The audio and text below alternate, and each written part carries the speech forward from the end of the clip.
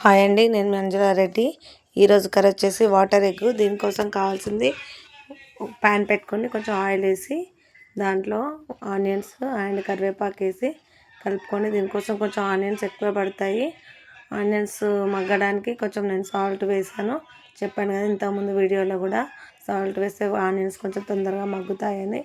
తర్వాత అల్లం వెల్లిపాయ పేస్ట్, అలాగే కొంచెం పసుపు వేసి కలిపేయండి. ఇది ఇగురులాగా ఉంటుంది కానీ చాలా టేస్టీగా ఉంటుంది. తర్వాత రుచికి సరిపడా కారం అండ్ ఉప్పు వేసి కలిపేసేయండి. నీట్గా ఇలా కలుపుకున్న తర్వాత దీనికి సరిపడా వాటర్, ఒక గ్లాస్ వాటర్, మీ కర్రీకి ఎంత కావాలో అంత వాటర్ వేసేసుకొని కలిపేసి క్యాప్ పెట్టేసేయండి.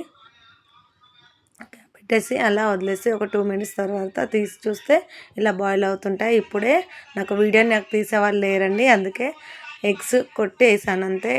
తర్వాత కలపొద్దండి దాన్ని, అలాగే క్యాప్ పెట్టేసేయాలి. ఇలా కొట్టేసి అలా క్యాప్ పెట్టేసేయాలి. ఒక 3 మినిట్స్ తర్వాత తీసి చూస్తే ఇలా ఉంటుంది.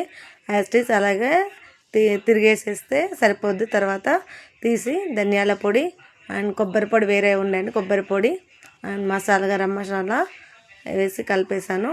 కలిపిన తర్వాత కొంచెం మీద కొత్తిమీర వేసాను. అంతే, సింపుల్. చాలా టేస్టీ ఉంటుందండి ఇది. నిజంగా నేను ఇంట్లో చేస్తాను, మా పిల్లలు చాలా ఇష్టపడతారు.